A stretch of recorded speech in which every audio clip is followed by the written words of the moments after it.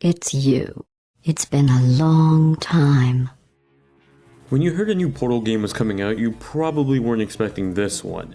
Bridge Constructor Portal combines the gameplay of Bridge Constructor with the IP license of Valve's popular Portal series to create an odd pairing of a puzzle game. Let's see how well this one turned out while Valve learns to count to 3.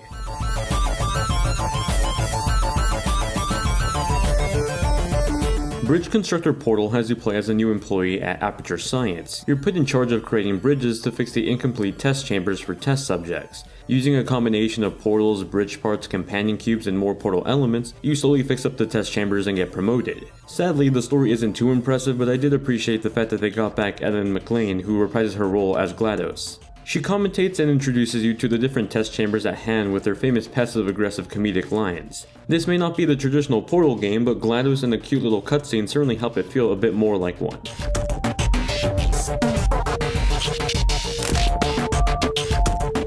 Bridge Constructor Portal puts you through roughly 60 test chambers that gradually get more difficult and complex over time. The puzzles are physics-based as they have you construct bridges and platforms to safely get Aperture Science Lab vehicles from the start point of the test chamber to the end point.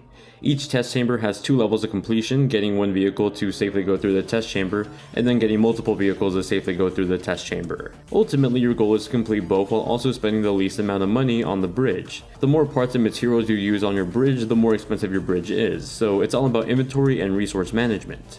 At first, levels will seem pretty straightforward, with the main obstacle being just having to move the vehicle across a horizontal gap using a bridge you've built.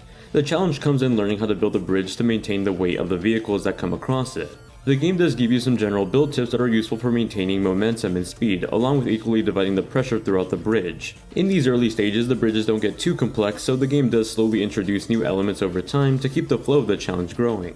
In later levels, you begin to see more complex situations that introduce elements from the Portal series, like turrets, multiple portals, and switches. Turrets fire at anything in sight, so usually you have to find a way around them or knock them over from behind on your way to the exit. Switches are activated as vehicles pass over them. These are usually used to open doors or release a companion cube that then have to land on another switch to open a door. Then of course there's the portals. Science is always fun with portals. The game starts you off with a single portal pair, but over time increases the amount to much more challenging quantities. Towards the end of the game, levels start to kick up the amount of things you have to keep track of and how the puzzle flows throughout the rest of the test chamber. Occasionally there are multiple routes to keep track of. I played on PC and the controls were relatively easy to get a hold of. You have access to all your tools on the left side of the screen, and switching between them is as easy as clicking on one of them. From there, you just drag and drop parts of bridges wherever you'd like, and you connect them to already established points marked with little indicator circles. While in the test chamber build, you can save your construction in save states. This comes in handy if you're tinkering with the design that you're not sure of and want to maintain your current build while also trying to alternate it a bit. For the $10 price tag of the game, at least on PC, you get about 60 levels of increasingly challenging puzzles that are pretty fun and entertaining, while also providing a fair amount of challenge that never felt too frustrating.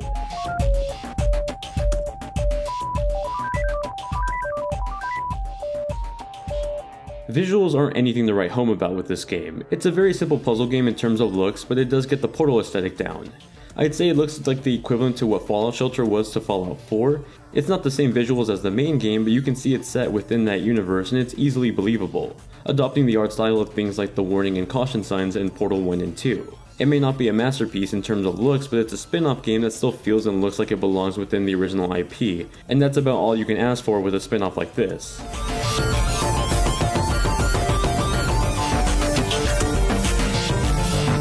The music in the game sadly isn't as memorable as something like Songs to Test By from Portal 2.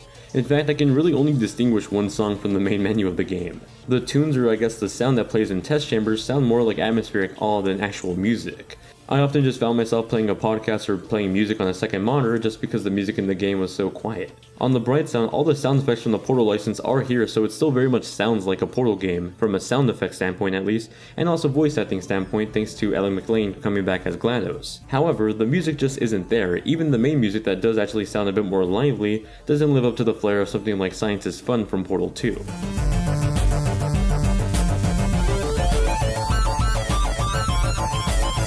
Bridge Constructor Portal is a pretty entertaining puzzle game that uses the Portal license well to some degree, but then lets it down in other aspects. I'm genuinely surprised that Glados is back narrating and commentating over puzzles. Having her passive-aggressively undermine my intelligence is a welcome return. The puzzles are great and keep getting more challenging as the game continues, never really becoming too frustrating with the increasing difficulty. I feel like the game lets the IP down in some aspects though, specifically with the music and audio department. It's nice to get Glados to introduce me to test chambers, but I would have loved to see her commentate over mistakes while I was testing my bridges. Music in general is just a letdown as well, showing very minimum effort. For the $10 price tag though, I think Bridge Constructor Portal is a very odd collaboration, but one that's still worthy of its price tag, even if it doesn't use the IP to the best of its abilities at times. The game comes out for $10 on PC and $5 on mobile devices on December 20th, with console versions coming out in early 2018. That does it for my review of Bridge Constructor Portal for PC and mobile devices, and I guess sometime in the future consoles as well on Xbox One, PS4, and Nintendo Switch. If you do have any questions about the game that I may have missed in the review, feel free to let me know in the comment section down below, and I'll try to get back to you.